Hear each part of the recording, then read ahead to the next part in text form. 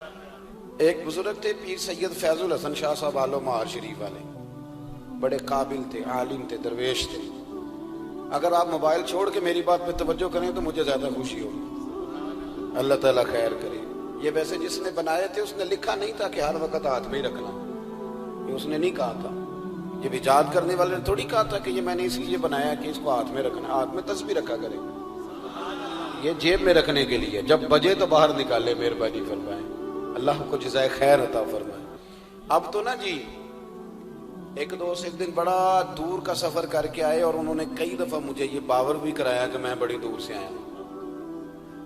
باور بھی کراتے ہیں تو پیار سے بتاتے ہیں، بتایا میں بڑی دور سے آیا ہوں، لیکن ہر 1.5 منٹ کے بعد جیب سے موبائل نکال لیتے تو میں انہوں نے آکھے میں کہ یہ زیارت کرنی چاہتے تھے گھر ہی کر لینی سی، تو نہ لمبا سفر کرنے کی کیا ضرورت، آپ تو میری زیارت کرنے آئے تھے بقول آپ کے، حالانکہ وہ زیارت والا یہاں رٹا بھی کوئی نہیں، لیکن موج ہے نا لوگوں کی، اللہ آپ کو جزائے خیر عطا فرمائے۔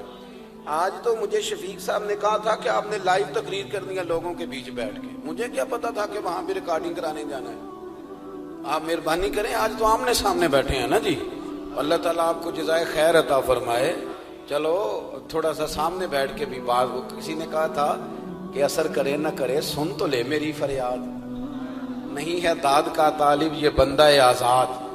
آپ میری بات پہ توجہ کریں گے، سید فیض الحسن شاہ صاحب عالم مہاروی رحمۃ اللہ علیہ، ان سے ایک بندے نے پوچھا کہ حضرت عائشہ صدیقہ افضل ہے کہ سیدہ فاطمہ زہرا؟ آپ فرمانے لگے تجھے کیا مصیبت بنی ہے اس بحث میں پڑھنے کی، جو لوگ بڑے ہوتے ہیں وہ بڑے ہی ہوتے ہیں، جو بڑے ہوتے ہیں وہ۔ کہنے لگا جی آپ عالم کس بات کے ہیں، سوال کا جواب ہی نہیں دے رہے۔ فرمانے لگے چلو دے دیتے ہیں۔ حضرت پیر صاحب فرمانے لگے کہ عائشہ بیوی ہیں نبی پاک کی اور فاطمہ بیوی ہیں علی پاک کی۔ فرمانے لگے یہ جو علی کی بیوی ہے یہ نبی کی بیوی سے افضل نہیں ہو سکتی۔ اور پھر فرمانے لگے کہ فاطمہ بیٹی ہیں نبی پاک کی اور عائشہ بیٹی ہیں ابو بکر صدیق کی۔ تو فرمانے لگے ابو بکر کی بیٹی کبھی بھی نبی پاک کی بیٹی سے افضل نہیں ہو سکتی۔ وہ بندہ کہتا ہے پیر صاحب نتیجہ کی یہ، فرمان لگے گھر جا کے کڈی میں گل دس چڑی ہے نتیجہ۔ بھئی بڑے لوگ بڑے ہوتے ہیں، بڑے لوگ بڑے ہوتے ہیں، تو آپ بڑوں کے کو تولنے کیوں لگ گئے؟ آپ رشک دیکھیں کتنا ہے، وہ آپس میں رشک کر رہے ہیں، تم کہتے ہیں لڑائیاں کرتے تھے، وہ تو رشک کر رہے ہیں میرے بھائی، رشک دیکھیں نا۔ میرا دل کر رہا ہے آپ کو ایک خاص بات بھی عرض کروں۔ حضرت القول البدیع میں نا امام سخاوی نے لکھا ہے، ان کا ذرا آپس میں رشک دیکھیں کتنا ہے، حسد نہیں رشک۔ یہاں تو پیروں کی کرامتوں پر بھی پوری جناب وہ لڑائی چلتی ہے، پوری لڑائی کہ میرے پیر صاحب کی زیادہ ہے، وہ کہتا ہے میرے پیر صاحب کی زیادہ ہے۔ وہ خدا کا خوف کریں، پیر کی کرامت نہیں ہوتی، پیر کی استقامت ہوتی ہے، سنت شریعہ پر پابندی ہوتی ہے، وہ جتنی زیادہ پابندی کرے اتنا زیادہ باعث سے کرامت ہے۔ حضرت سیدنا مولا علی شیر خدا فرماتے ہیں، امام سخاوی نے القول البدیع میں لکھا ہے، فرماتے ہیں کہ حضرت عمر کا زمانہ مبارکہ تھا، میرا بڑا ہی دل کر رہا تھا سرکار کی زیارت کرنا۔ حضور کے وصال کو کافی سال بیت گئے، دل بڑا پریشان تھا، میں درود شریف پڑھتا پڑھتا سو گیا۔ میں نے خواب دیکھی کہ اللہ کے محبوب فجر کی جماعت کرا رہے ہیں، چر ہویا مینوں ترلے لیندیاں کدی موڑ میرے ول واگاں، جے خواب میری وچ ایک وار جے آویں میں ساری عمر نہ جاگاں۔ کہتے ہیں حضور نماز پڑھا رہے تھے فجر کی، 2 سورتیں سرکار نے پڑھی پر مزہ ہی مڑا، بڑا ہی مزہ آیا، بڑا ہی مزہ۔ کہتے ہیں نماز مکمل کر کے نا تو سرکار نے صحابہ کی طرف رخ نور کیا تو ایک صحابی کھجوروں کا ٹوکرا لے کے آئے، یا رسول اللہ تازی کھجوریں پکیاں قبول کریں۔ حضور نے ایک کھجور اٹھائی، صاف کی، کھائی، باقی ایک ایک صحابہ کو بانٹی۔ حضرت علی کہتے ہیں 15-16 صحابہ کے بعد میرا بھی نمبر لگا، کھجور کھائی، کھجور کا نہیں دست مصطفیٰ کا بڑا مزہ تھا، کہتے ہیں بڑا ہی مزہ آیا۔ ابھی میں کھجور کھا ہی رہا تھا کہ مسجد نبوی میں اذان ہو گئی، مولا علی فرماتے ہیں آنکھ کھل گئی، اٹھ میں گیا پر کھجور کا ذائقہ میرے منہ میں ابھی بھی موجود تھا۔ اب اس پر پورا باب باندھا ہے شاہ عبدالحق الہ آبادی نے، وہ کہتے ہیں کہ حضور جس کو خواب میں کوئی چیز دیتے ہیں وہ حقیقت میں بھی اسے دیتے ہیں، وہ خواب میں نہیں ہوتی، وہ حقیقت میں ہوتی ہے، پورا باب ہے۔ بہرحال عنوان پہ رہنا چاہتا ہوں، حضرت علی فرماتے ہیں میں اٹھا وضو کیا، سنت پڑھی، مسجد چلا گیا، جا کے صف میں بیٹھ گیا، عمر فاروق آئے جماعت کرانے، کہتے ہیں عمر نے نماز شروع کی تو مجھے جھٹکا تب لگا جب عمر نے بھی وہی سورت شروع کر دی جو خواب میں سرکار نے پہلی رکعت میں پڑھی۔ میں سمجھا اتفاق ہے، لیکن کہتے ہیں دوسرا جھٹکا جب لگا جب دوسری رکعت میں حضرت عمر نے وہ سورت پڑھی جو حضور نے خواب میں دوسری رکعت میں پڑھی تھی۔ کہتے ہیں میں اب بڑا پریشان ہوں کہ یہ بات کدھر کی کدھر جا رہی ہے۔ مولا علی شیر خدا فرماتے ہیں نماز مکمل ہوئی تو کھجوروں کا ٹوکرا بھی آ گیا۔ فرماتے ہیں اب تو میری حیرت کی حد نہ رہی، حضرت عمر نے ایک کھجور اٹھائی، صاف کی، کھائی، دوسرے صحابی کو، تیسرے کو، چوتھے کو، 15-16 صحابہ کو ملی، مجھے بھی دی۔ کہتے ہیں کھجور کھائی، مزہ بڑا آیا۔ حضور سے تو دوسری مانگنے کو دل کرتا تھا پر مانگی نہیں تھی، ادب تھا۔ عمر سے تو جرانا تھا نا اپنا۔ ان کا رشک دیکھیں، آپس میں رشک دیکھیں، حسد نہیں رشک۔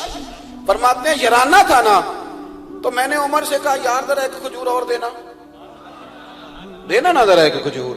تو کہتے ہیں جناب عمر فاروق نے کھجور اٹھائی، صاف بھی کی، میں سمجھا ملنے لگی ہے، اٹھائی بھی، صاف بھی کی، اور دوسرے صحابی کی طرف ہاتھ بڑھایا، میری طرف دیکھ کے ہلکا سا مسکرائے، فرمانے لگے علی ایسے نہ کر، اگر رات کو نبی پاک سے دوسری لیتا تو میں بھی سویرے تجھے دوسری دے دے۔